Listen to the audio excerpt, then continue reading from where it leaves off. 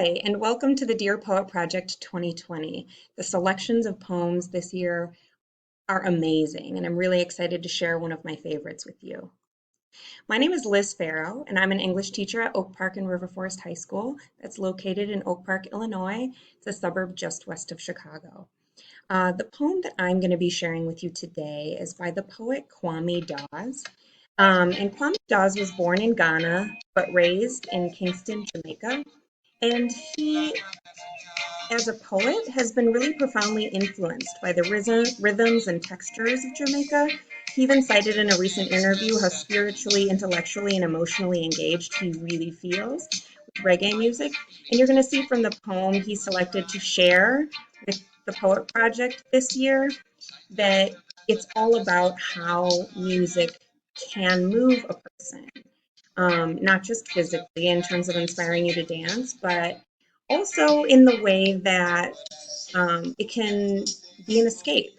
It can create emotional connection. In 2018, he was elected a chancellor of the Academy of American Poets, and he still serves in that position. I'm going to start by reading his poem Trickster 3. If you haven't had a chance to do so, you've got to check out on the Poet Project website the link that allows you to hear and see Kwame Dawes read this poem aloud himself. It's a really powerful experience to see a poet read his or her own words. So definitely don't miss that if you haven't watched it yet. I'm going to split the poem into 3 sections, and I'll just pause a few times to talk about some of the things that I've noticed in the poem, and then I'll leave you to it. I hope you'll write a letter to Kwame Dawes.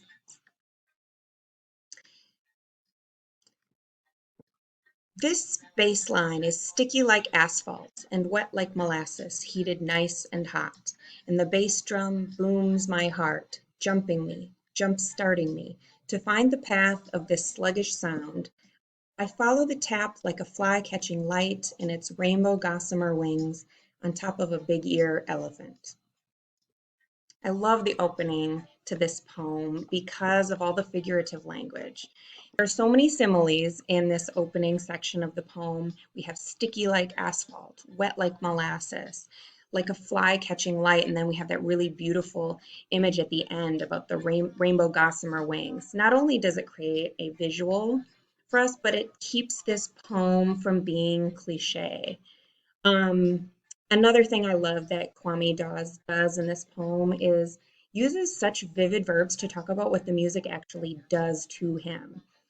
So that phrase booms my heart or jump starting me is really powerful in helping to convey the way that music moves us.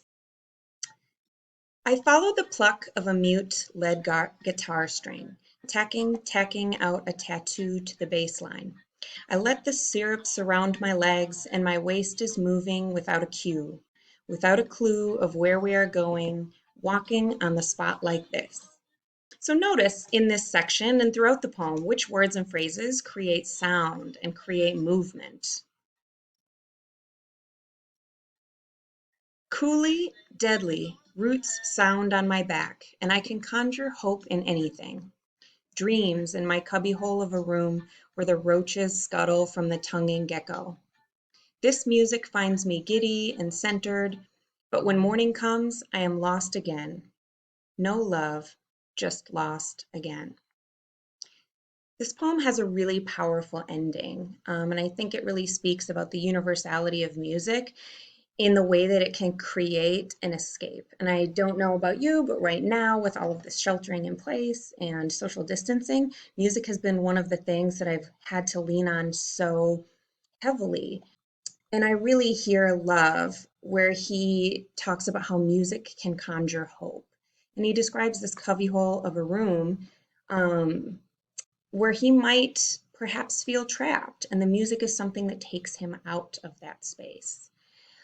He uses these words, the music finds me giddy and centered. And I think of how kind of ecstatic and energetic music can be.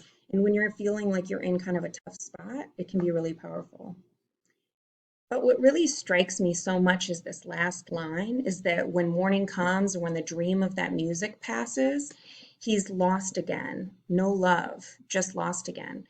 And one of the things that this left me wondering is, especially with that line, no love, I wonder if there was something personal that inspired this poem, or I wonder what particular genre that Kwame Dawes was thinking about, or a particular song that he was imagining listening to. So those are some of the questions I'd love to ask Kwame Dawes in my letter.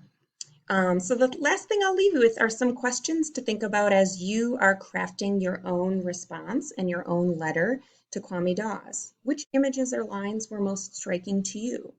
What personal connections can you make? What questions do you have for the poet? I hope you'll write to Kwame Dawes. Thanks for listening and have a great rest of your day.